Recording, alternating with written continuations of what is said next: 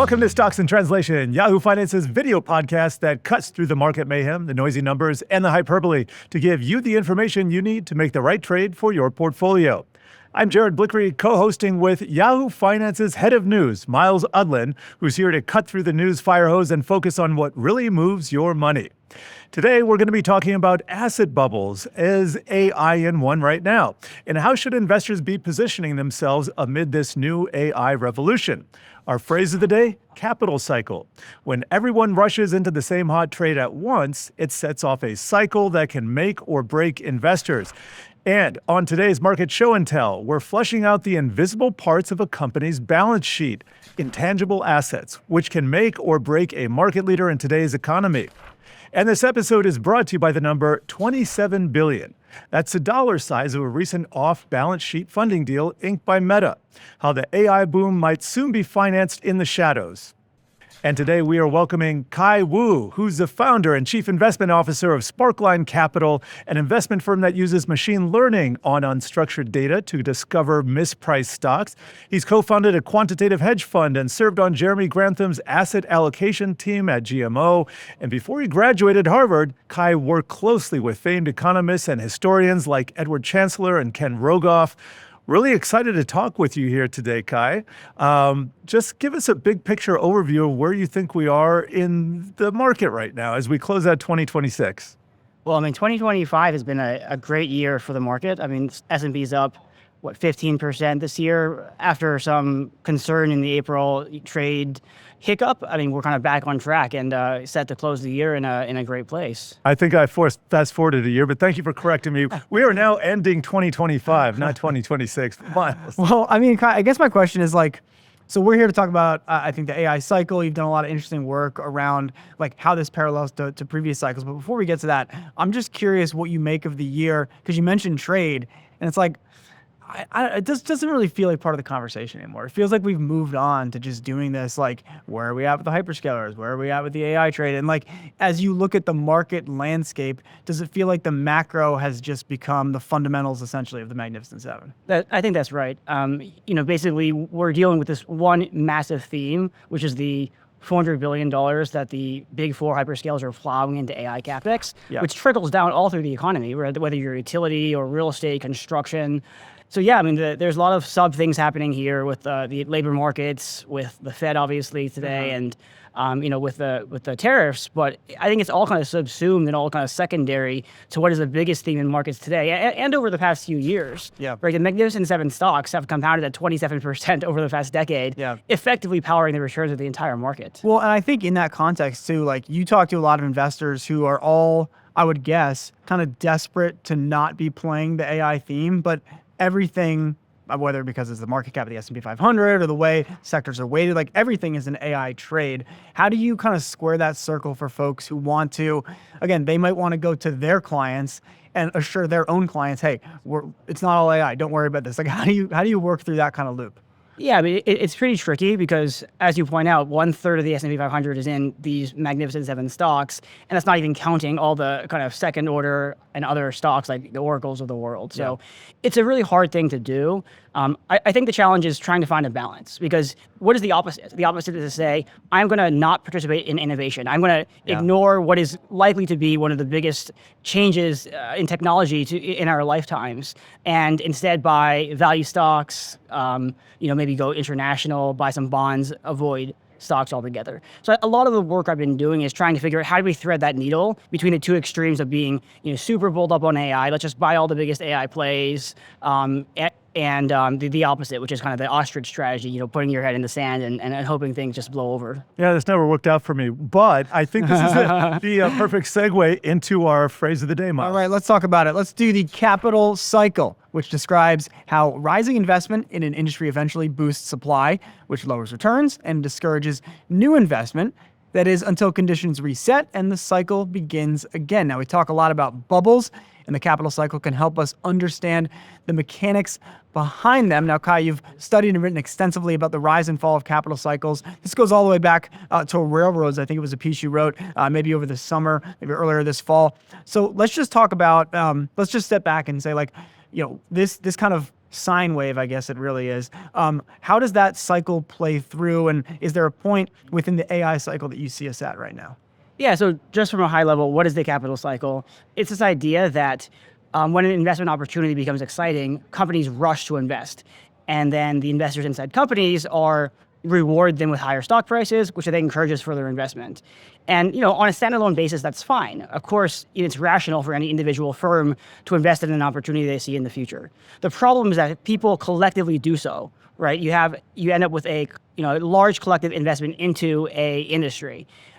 If it is the case that demand ultimately disappoints, like the technology may turn out to be game-changing, but it just takes a few more years for demand to materialize, well, then you end up in this kind of stranded asset situation where too much capacity has come online to meet demand. And then you end up with a overhang of supply, and then that leads, just based on supply and demand, to falling prices. This is what happened in the railroad booms you mentioned in the 1860s. Mm-hmm. This is what happened in the dot-com boom with the telecoms building out miles and miles of fiber, of which 85% was dark. And so this is a cycle that repeats over and over again, and it's an interesting dynamic because, again, the individual logic behind why a firm like Meta might be investing in AI data centers is totally rational. But when you look at it collectively, you would think maybe there should be some kind of discussion amongst them for potentially a better equilibrium. And there's one way that you slice that data. So that's like a gross number, right? X number of dollars. And I think that's the one that kind of stands out now is however many hundred billions of dollars, trillions, depending on how many firms you include in this,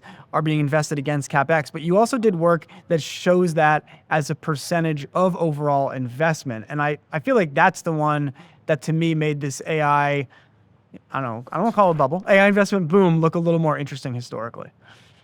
Right. So there's a couple ways of adjusting for this. So first is against GDP. Yeah. So you can say, hey, so the total amount of spending, the $400 billion, which is set to be about $5 trillion over the next 5 years. So about $1 trillion a year is kind of what a lot of analysts expect to be spent across the economy into building out the AI infrastructure.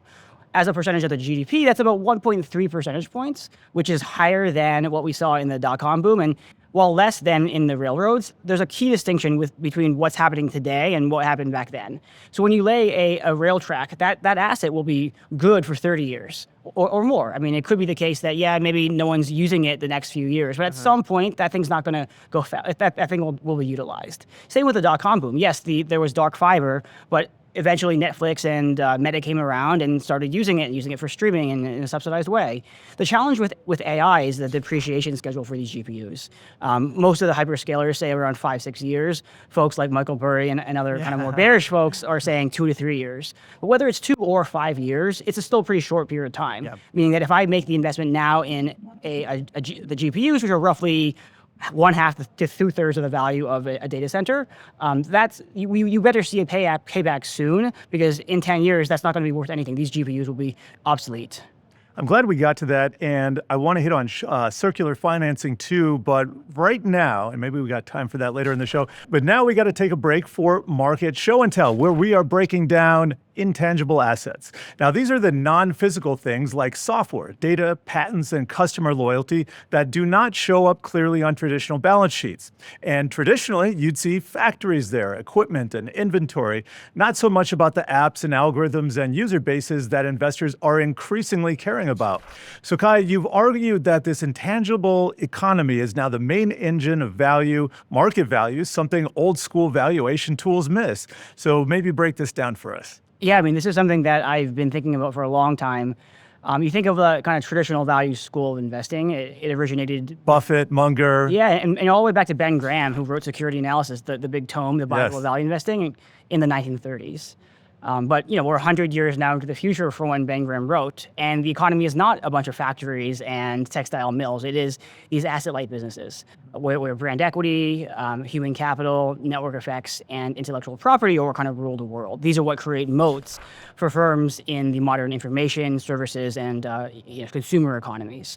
So these are the assets that have really underpinned the success of firms like the Magnificent Seven. Like, why are they magnificent in the first place? Yeah. Is because over the past 15 years, they have found ways to leverage these intangible assets in a way that has allowed them to print money without having to put much capital in. Now, really the concerning thing about what we just discussed around the CapEx is there's this kind of we're in the process now of a transformation as these businesses turn away from their asset-light business models to asset-heavy now that they're building out all these data centers, which require a lot of physical capital in order to stand up. Yeah, so from going from we're going to fund this with cash to, okay, we got to pay for this. And that brings up a great question. So where are we? When do things break here? I think that's what people want to know. Yeah, I mean, I think a few months ago, a lot of the AI bulls were talking about how, oh, well, like, this time is different. It's not like the dot-com boom because the telecoms funded all the fiber with debt. In this case, we have these massively profitable franchises, the Googles and Metas of the world, funding this out of organic cash flow. The problem is that if you just do the math, there's not enough money to go around. And already you can see a significant deterioration in these firms' cash flow positions. And I think you mentioned the Meta deal, the state. Yeah, we're going to talk about that after the break, but go ahead and I think we're starting to see the introduction of debt into the mix. And I think that's an important inflection point in any CapEx or any investment boom. And I guess the last thing before we run is like thinking about how these businesses are valued, because essentially the idea of the intangible asset that we were just discussing is like, oh, well, they should trade at a higher multiple because, everything that you're paying for, right, has a different cost structure. But we're now seeing these firms revert to or kind of grow into a more asset heavy kind of model.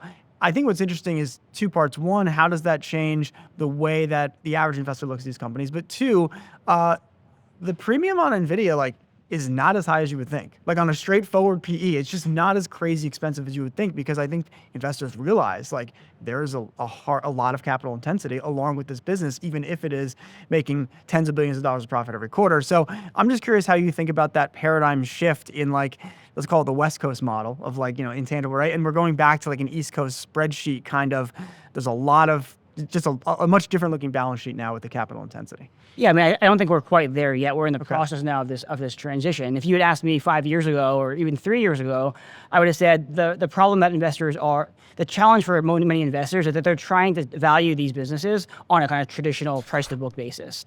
And that's leading them to undervalue the Metas and Googles of the world, of which intangible assets are a huge component of their capital base, even though they're not showing up on the balance sheets. Yep. Now we're entering this transitional phase where people have been conditioned over the past decade to just always love these companies. These are just compounders. They're one stop, Nifty 50 style investments. Just buy them and hold them. And Rule of 40, it's all fine. Yeah, but the thing is that the irony, of course, is this is happening at the same time as they're now kind of reverting back into a kind of more old school model that, if you do all the quant work, which we've done, and look at the kind of various returns of companies that are more, capital intensive, they just are worse businesses.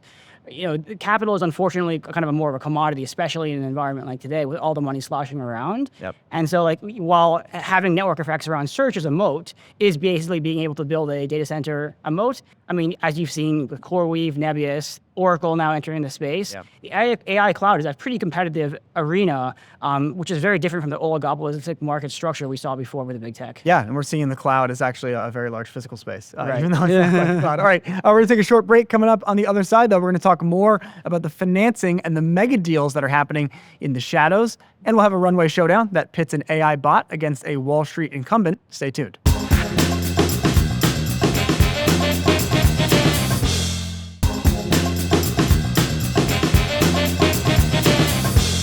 All right, this episode is brought to you by the number 27, and that is the dollar amount in billions of a giant off-balance sheet funding deal that Meta recently inked with the help of Blue Owl. Now, it's notable because for years, the biggest tech names could fund almost anything out of their own cash flow without touching the credit markets. But now, instead of writing a check from its own cash pile, Meta is tapping those markets. So Kai, we were just talking about it before the break. What does this tell you about the hyperscalers and how they're going to fund the AI race? And I guess, does this kind of, in your mind, mark a new phase of the cycle for these businesses where they are now looking for external capital, right? Instead of just saying, oh, well, I've got $10 here, I'll just, put into a data center.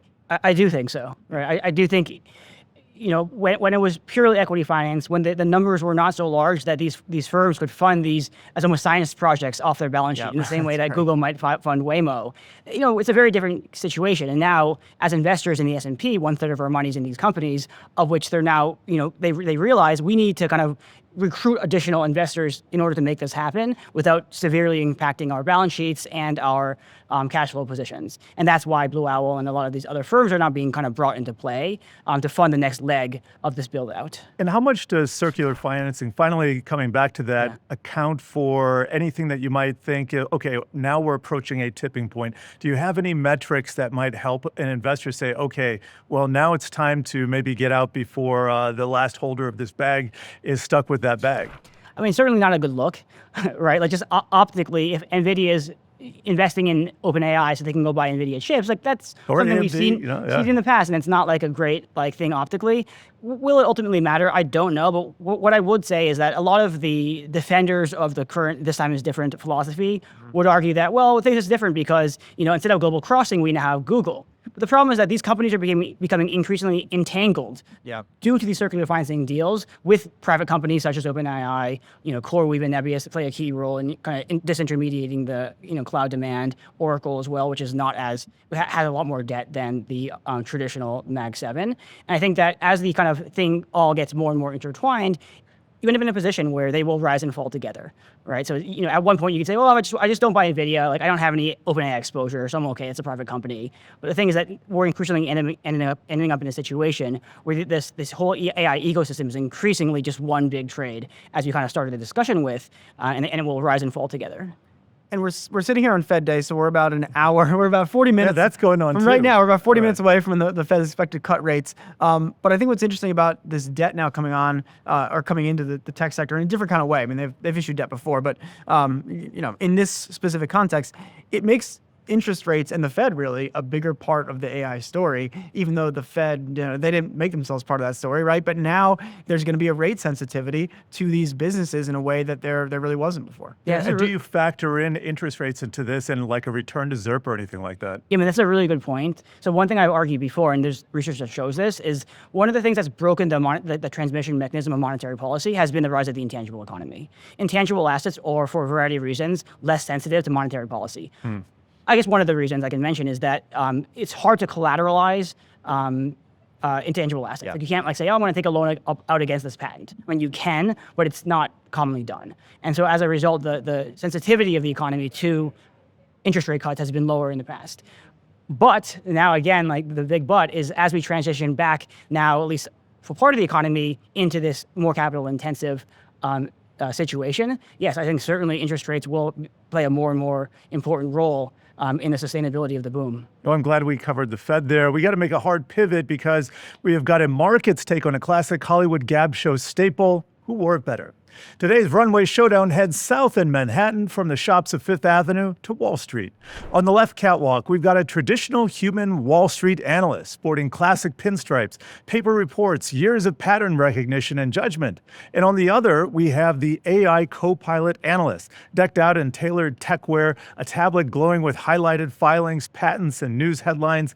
AI can rip through mountains of text and data in seconds, but still struggles with big picture reasoning and rare, weird events. So the question for you, Kai, is which look do you want managing your money alone? And where does a hybrid outfit, human plus AI, actually give you the best fit? Yeah, well, it's like any runway walk. You want to see the attractive couple walk down the aisle together. There you each go. supporting their own like relative advantage. Very nice. Lean into the metaphor, yes. Yeah, look, I think it's the case that AI is clearly a powerful tool. It has advantages, as you mentioned, in the ability to kind of rapidly process data at scale. It's giving us ability to tap into what I call the unstructured data revolution. So you think about the information revolution up until now, historically, it's been all structured data. Hey, now that we have Excel spreadsheets and calculators, and SQL databases, we can now start to process, PE ratios and stock prices in ways that we couldn't, 50, 70 years ago. Well, the thing is that of all the data available, about 80% is unstructured. It's text, audio, video. And that's what you look at. This is what I look at. And the key unlock for the ability to do this is to use what's now like large language models, but more broadly could be natural language processing, computer vision, these sort of like unstructured data tools that allow us to analyze this data in a way that traditional linear regression couldn't. So this is an important unlock. But that being said, AI is still below human level in reasoning, creativity. Obviously, AI can't, relate to clients and do business development in the same way that we as people do, right? So like, I think it's all the organizations of the future, whether it's, in a newsroom or like at a hedge fund or an asset manager, will be kind of a hybrid situation. This is my speculation, where we will use the tools, we will use the AI in the areas where it's very strong, and in the areas where we as humans still retain competitive advantage, we'll just spend more of our time doing that. So instead of spending 50% of our time doing that stuff, we spend 75% of our time doing that. And I guess also, like, I'm thinking about the Waymo example in this context, which is like, it took 10 years for that to really take off, because I think the bar for safety was a lot higher. So in the investment business, does it feel to you, as you've started to play with these tools and incorporate into your research, like your the way you scrutinize a report that was done agentically versus was done by an analyst, maybe is at a different kind of level, and you don't have quite the same comfort of saying like, oh great, I got this, I'm gonna send this right out. Whereas if an analyst does it, you're like, well, look, this guy went to such and such school, we pay him this amount of money, like it better be pretty good. Yeah, I mean, at the end of the day, the portfolio manager will still have to look over that org. So I wrote a piece called AI Financial Analyst, and there was kind of like stylized. That was model. the motivation for this. Oh yeah, there's a stylized model of like how any organization should look, but in particular in finance, you have the portfolio managers for whom their job is to make the capital allocation decisions, direct the research agenda, so on and so forth, and then the analyst whose job is to execute on that. What I found is that, using a lot of analysis, is that AI is very, very good at that analyst role right now. It's not as good as a top analyst, but it can get the job done and has many advantages in terms of it being cheaper and faster and such. But where it struggles is more in the portfolio management side. So again, like I think there's a seniority aspect as well, but just in terms of like, you can look at any job, whether it's in finance or elsewhere, unbundle it into the different tasks and figure out which tasks are better done by LLMs and which are better done by humans. And that'll kind of give you your answer of kind of how we as the incumbent humans in an organization should think about like upskilling and specializing our time such that we're not in competition with the AIs, but instead, complementary to them. Yeah, that's one of the things I struggle with on a daily basis. How much am I going to delegate to AI and have to let it kind of speak for itself? Learned a lot here, Kai. Really appreciate your time. Just getting back to the original question, are we in an AI bubble? I think history is giving us some signposts that we're approaching the territory and that we need to watch what's going on, especially with the circular deals, but also with just the offbeat, off-balance sheet investments that we saw Meta just take down. Are there going to be more like that? Well, we've got the warning signs, we've got the signposts, and we have wound things down here at Stocks in Translation. So be sure to check out all our other episodes of the video podcast on the Yahoo Finance site and mobile app. We'll see you next time.